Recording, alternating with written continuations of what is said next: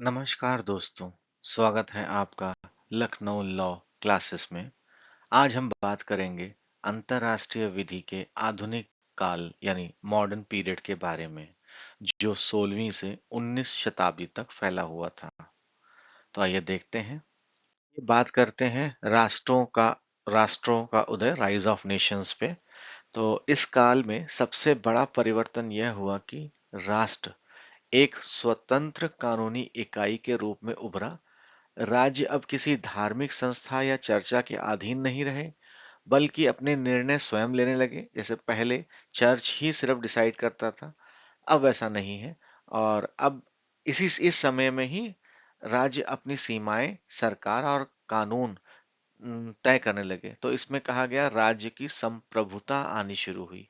इसके बाद अगर आप देखेंगे तो हुगो ग्रोटियस, जिनको फादर ऑफ इंटरनेशनल लॉ भी कहा जाता है, और उन्होंने इस समय बहुत क्रांतिकारी विचार दिए। उनकी एक किताब आई जो कि यहाँ मेंशन है, law of war and peace, लगभग 1625 में।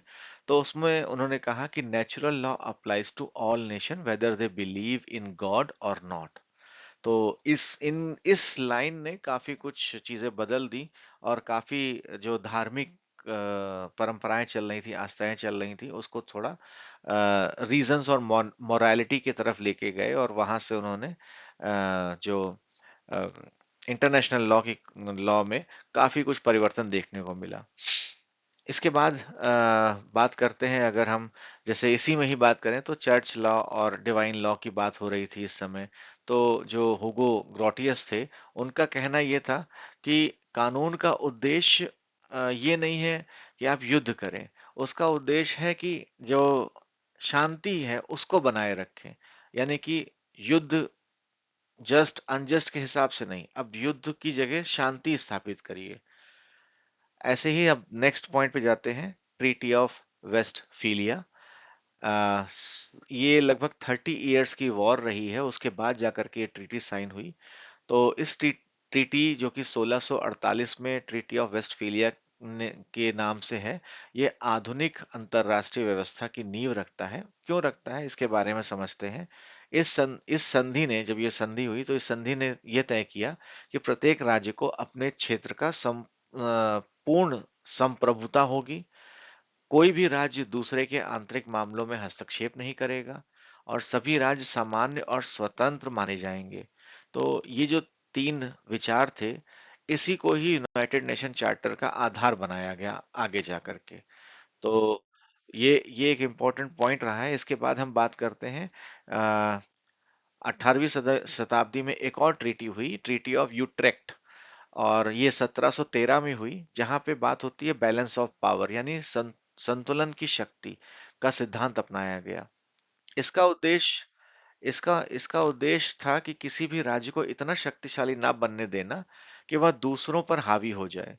जैसे कि आप देखते हो, नाटो एक एग्जांपल है, जहां पे कोई और देश अगर बहुत शक्तिशाली होता है, तो नाटो उसके अगेंस्ट एक्शन लेता है कि हम एक साथ लड़ाई करेंगे अगर आप कुछ लड़ने जाते हो या कुछ ऐसा करते हो या सपोर्ट करते हैं।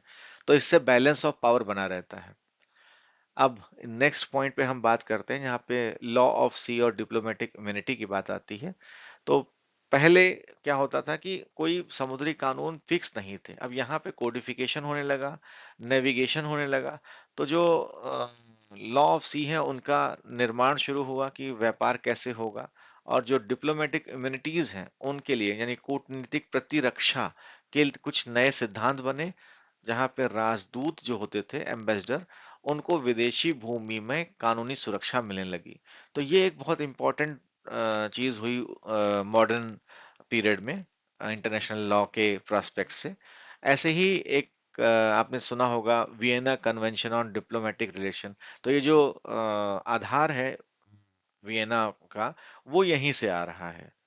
ठीक है, समुद्री कानून और कूटनीतिक प्रतिरक्षा के से। इसके बाद लास्ट है कॉलोनियलिज्म और ट्रेड राइवलरीज। यहाँ पे क्या होता है कि मॉडर्न पीरियड में एक और नया पहलू जो था, उपनिवेशवाद, जो कि कॉलोनियलिज्म की हिंदी रूपांतरण है। तो यूरोपीय देश जैसे इंग्लैंड, फ्रांस और पुर्तगाल, स्पेन, जो कि काफी वर्चस्व में थे, काफी बढ़ चढ़ करके आगे आ गए थे। तो वो एशिया, अफ्रीका और अमेरिका में अपने उपनिवेश यानी कॉलोनीज बना चुके थे, और उनके जब कानूनी प्रश्न उठे तो ये भूमि का अधिकार कैसे होगा, समुद्री सीमाएं क्या होंगी, व्यापार में नियंत्रण कैसे होगा, तो इसके बारे में भी और डिटेल में वहां पर कानून बनाए गए कि इकोनॉमिक लॉ और मैरीटाइम लॉ की वहां से अंतरराष्ट्रीय कानून की नींव रखी गई। तो ये सारा हमने मॉडर्न टाइम्स में मेजर इंपॉर्टेंट इवेंट देख लिए हैं, जो कि हिस्टोरिकल डेवलपमेंट रहे हैं। अब आप को अगर ये वीडियो अच्छी लगती है तो लाइक करें, सब्सक्राइब करें। हम अगले वीडियो में मिलेंगे जहां हम बात करेंगे वर्ल्ड वॉर 1 और वर्ल्ड वॉर 2 के बारे में, तो वहां पे क्या डेवलपमेंट हुए हैं। धन्यवाद दोस्तों।